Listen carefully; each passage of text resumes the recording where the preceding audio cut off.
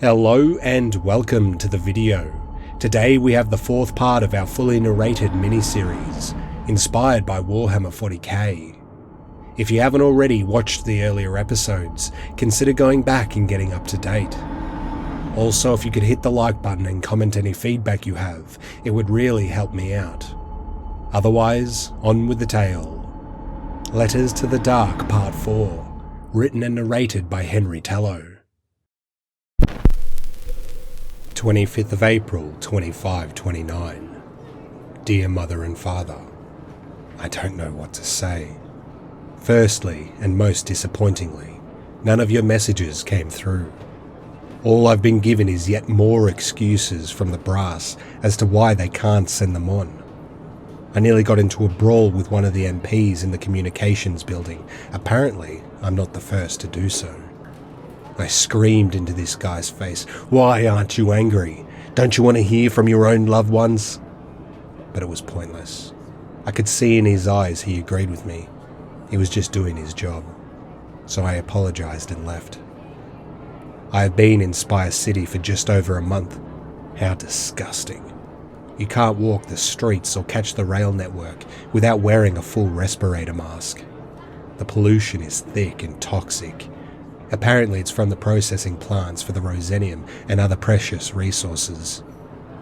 The city is big, bigger than anything I've seen in person. At least it's organised, and the rail network is pretty easy to navigate. It's nothing like what I expected, or even what I saw in the vids they put out to our PDPs. Maybe it once looked splendorous and magnificent, but not anymore. The ash and soot has covered everything, and the streets are only kept clear by the constant work of sweeper drones. This is what humanity is working towards. The galactic worlds. Worlds of nothing but disaster, if you ask me. All of the colony guys I've spoken to have reported less than ideal conditions on each of their worlds. Most of them joined up to get away from them, in fact. Considering I did something similar, I didn't think anything of it. But now, looking at everything in hindsight, it makes sense those boys wanted out. If Spire City is anything to go by, humanity has no business spreading this kind of infection to other worlds. I need to take a deep breath, step back and calm myself down. There is no point overthinking things now. I might still be wrong about everything. The geeks did say they are working on cleaning up the refining process to hopefully stem the pollution. We haven't been here all that long. I suppose they might still be working out all the kinks. To tell the truth though, I've never felt more let down in my life. Everything we were told, everything we believed. It's just a dirty, choking void. Cold and desolate, with no trees or green to be seen. Only the military's HQ building is still in good condition. The inside is really something to behold, but that helps folks like me very little. Where they put me up and the rest of the non-coms is the worst example of overly thought out design I've seen. Everything is so the same. It took me a week or two to stop getting lost. The people here are crammed into such tight spaces, it's worse than the livestock out in the mega farms. I would say like sardines in a tin, but it's worse than that. It's more like thousands of bees vibrating in a hive the size of a tin of sardines. All I've been doing here is shaking hands with the top brass, taking pictures, and going to big fancy dinners, the likes of which I've never seen. I had forgotten what actual cuts of meat tasted like. We certainly don't get anything close to that down on the front. Even the officers don't get this kind of nourishment. I think we would be dealing with more mutinies if we did. I've gone to a few of the closer bars, which aside from the food has been the highlight. Been talking with the non-coms a lot. Their lives seem almost worse than ours. I mean, they aren't seeing their friends die every day. But still, their lives are so repetitively dull. At least we have multiple things to do during the day. For them, every day since we got here has been the same. They aren't risking their lives, but the suicide rates are extremely high. which is funny, because ours are quite low considering. But the non-coms didn't get the same shots as we did on the trip out here, so maybe that has something to do with it. They love when someone from the front comes into their designated bar, I can tell you. It's a chance to hear from someone new who has interesting stories. They are literally begging me to talk. I haven't paid for any drinks since I've been here either. Because we're so physically different from them, we stand out. The attention is almost embarrassing. I didn't realise until I checked the date on this recording that we have been on Planet K for over a year now.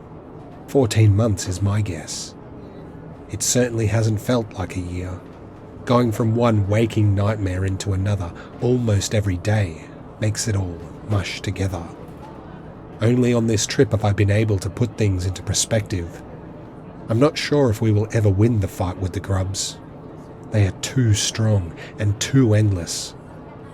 I wouldn't dare say that too loud with company. You can be executed for less around here. But I'm trying not to give up hope just yet. The brass I've spoken to since getting here have said that our job is nearly done. It obviously cannot go on forever, and once the last pockets of rosenium have been mined and processed, we will be shipped off. I don't know how there is still so much. I guess it's why the GWAF pursued this planet with such a force. I've also heard things at the front aren't going well, so I'm itching to get back out there to the troops. I've thought long and hard about what I'm going to say to them when I get back.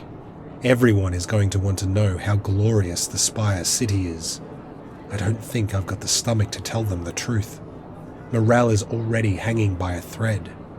It took me nearly a month to come to terms with it myself, and that was with a comfy bed and someone to warm it for me every night. BDP, erase that last line. 29th of June, 2529. Dear Mother and Father, things aren't going well at the front. We have lost more men in the past 2 months than the entire campaign combined. The grubs have just gone crazy, like someone kicked the anthill. Their numbers have just skyrocketed, and we still don't know how or why. The Navy have tried to obliterate their home turf as much as possible as a last-ditched effort, but they still haven't resorted to atomics yet. But my guess would be that their side of the world would look like the pockmarked moon back home. We obviously don't see the explosions, but we can feel the tremors in the ground sometimes. The grubs don't travel on the surface as much anymore, although the firing line is still occupied night and day. Their tunnels pop up constantly, and we deal with them as best as we can. The hardest part is how unpredictable they can be. The mech core has been almost completely decommissioned now. It's too costly to build and run new vehicles, and our tanks are too slow. These days, only troop transports are effective for getting from point A to point B. Sure, the big tank guns were great, but they weren't as effective as heavy gun emplacements, which are larger beam focuses manned by small teams. They can be hitched to the back of a troop transport, or even picked up by an ARI, and require less crew than a tank. So apart from a few select mech core SCCs left in reserve, their roles have changed dramatically. It's sad to see them go. Seeing a full mech core come over the horizon was something special to see, especially in the beginning. But I've seen enough of them get bogged down and ripped apart. Or if they're unlucky and a gasser gets too close, that's a bad way to go. I got pretty dinged up this morning, which is why I'm even recording this message today. I'm alright. I just got a spike to the abdomen. Luckily, it bounced off my ribs rather than going inward. The field medic staunched most of the bleeding, then I was shipped off to a med station. I'll be back at the front in a few days. To tell you the truth, I'll be glad to be out of here. This place is more depressing than the front or the Spire. All the field med stations are located between the FOBs and the Spire, so we are far enough back that we won't be overrun anytime soon. Really, it's the wounded men that make me sad. So many. The grubs don't usually leave anyone alive, and a lot of the wounded get dragged off. I can't imagine what it would look like here if they didn't. Still, there are so many that have lost limbs, or sight, or hands, or their lungs have been destroyed by getting too close to a gas's fumes. I can't believe I didn't think about it till now. I have seen countless, literally countless men be taken off the battlefield to be shipped out to one of these med stations. But I've never checked in on any of those men, the broken men. Most of them get sent to the mega farms. They do the small, simple jobs. But their numbers grew too many for even that monumental task. So now, most of them sit around and wait their turn to go and work on something, somewhere. Apparently, their living conditions are terrible. They are on less than half rations, which is barely enough to keep you alive, let alone working. The GWAF didn't plan on having this many NCEPs, non-combat effective persons, clearly. They have been making up jobs for them for months now. I saw some as basically slaves in the spire. I assumed they had disobeyed orders or done some criminal act. I would never have guessed that they were the luckiest of the wounded. But what can we do with all of them? They cannot go home, and we cannot afford to feed and look after someone who's not contributing to the war effort. So, they have been reduced to the lowest rung on our short ladder, here on Planet Kill. It isn't surprising to me that we're also running low on all supplies. I was speaking with one of the lovely nurses here only an hour ago, and she told me that things like medicine and food are growing scarce at all the med stations. This seems crazy, considering we are located right next to all the mega farms. Things like the water from the desalination plants, the spire and obviously both sides of the front get top priority. It's the same deal with the power. They are constantly having blackouts here, which, unsurprisingly, is costing a lot of lives. Lives. Unless they are in fighting form, I would hardly call them lives. Nina, the nurse who patched me up and is in charge of my recovery, said she was sick of this world a month into the campaign. Her experience is probably similar to mine, in terms of the amount of death she is surrounded by. She is still so gentle, though. I don't know how she does it. I know every wounded soldier falls in love with their nurse, but things between me and Nina are different. We made love in the supply closet today. It was the best I've ever felt. Nina and I have the same views and beliefs, and more importantly, we share the same outlook on the war. We both believed it to be justified in the beginning. Not only justified, but a privilege to serve in the GWAF. We had both shared the notion that the brass and the geeks had not only humanity's best interests at heart, but also that of the troops and the non-coms here on K. How wrong we both have been. I couldn't have said this to anyone but her, of course. I would be executed otherwise. It doesn't matter that I'm a captain now. There is still zero tolerance for desertion or even discussion of it. The way she looked at me, I knew I could trust her. I understand why the troops aren't allowed here unless they are basically dying. If half of the men at the front knew what splendor was here, there would be troops flooding in from the FOBs just to get a look at the nurses, let alone what else they would do.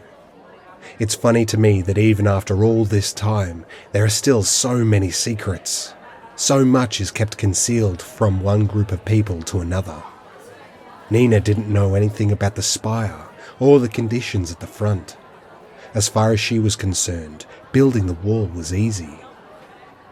She knows next to nothing about the grubs either, which is insane to me. Sometimes I feel like those bastards are all I know. Still, I wouldn't stay with her here even if I could. Every time an injured man arrives here, I feel guilty that I'm not out there, making myself useful. I really need to make friends with one of the geeks. I bet there is a wealth of knowledge they would have that we don't. They could tell us what's really going on, what is really happening with the grubs. They must know by now, surely. I heard a rumor that there are these special units designated to the science teams. There are these spooks or commandos assigned to get the geeks in and out of wherever they need to go. Apparently, only the best of the best get assigned to these black teams. They also get the best tech for fighting the grubs. If they have better equipment, why not share it around? My light rifle hasn't changed since I got it. I've only got my pistol since making Captain. That's the only tech upgrade I've seen. I can't believe they would hold out on us like that. Why do the science geeks need all that firepower anyway? I've seen their buildings in the spire. As far as I know, they never leave. I haven't heard of them going out into no man's land, that's for sure. Nina says they have priority triage at all med stations, and even evac priority, meaning they will be the first to get shipped back to the spire, to the most advanced hospitals. Same as anyone with the rank of major or above has. Sure would be nice. 6th of June 2529. My time at the med station feels like a distant dream, like something that happened to someone else. It was hard to leave Nina, but we both knew it wouldn't last. So I'm holding on to that memory as much as I can, like a drowning man thrown a lifeline. I haven't seen any of the original team in a while now. They're either dead or at the front in some other place, which has been hard. I can't even look them up. Simply put, I don't have the time. The 10 kilometres cleared between the wall and the ever-encroaching forest is thick with grubs almost constantly now. There have been a few breaches already. They seem to have developed a variant that's good at climbing. We also had word of a monstrously large grub variant, large enough even to destroy parts of the wall, but I haven't seen one yet. Up until this point, they have crashed into the wall like wave on rock. Only when there are enough corpses to make a ramp could they actually get in. But the idea of a grub that can climb straight up the wall is concerning, let alone one big enough to tear it down. I was told for the first time ever an SCC over in the Western Front was unable to be resupplied with troops. Has it really come to that? Are we running out of bodies? How long until every SCC can't be supplied? It will be over before we know it. I have been scared while existing on Planet K, but never enough to shake my courage. I guess I've grown numb to it by now. But even the idea of not being reinforced, especially at a crucial point, that does give me pause. I've never really done any soul searching. That always seemed like something an old person would do. But ever since meeting Nina, I feel like I've been searching for something inside myself. Something that has nothing to do with the GWAF. Just a shred of purpose, a reason for being here would do. When I look back at my time here on K, was it all for nothing? For me personally.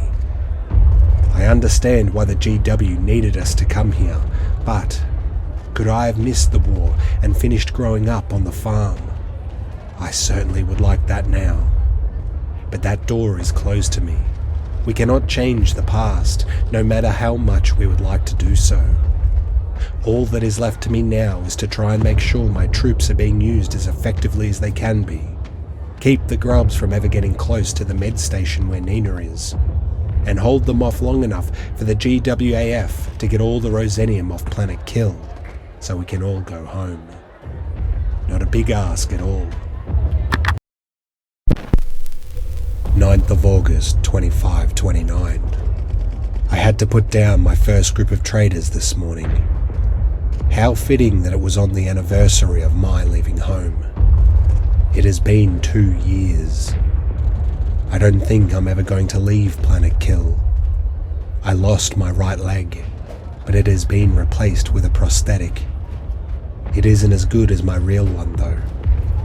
I cannot describe the pain it caused when they ripped it off. I wasn't spared a clean cut. But the field medics patched me up. I didn't get to see Nina. And because I'm now the commanding colonel of SCC-24, they fit me with a neural link prosthetic and not just a hunk of metal. It doesn't matter though. We lost the wall yesterday. I don't think we are going to hold out much longer. The grubs are coming for us all.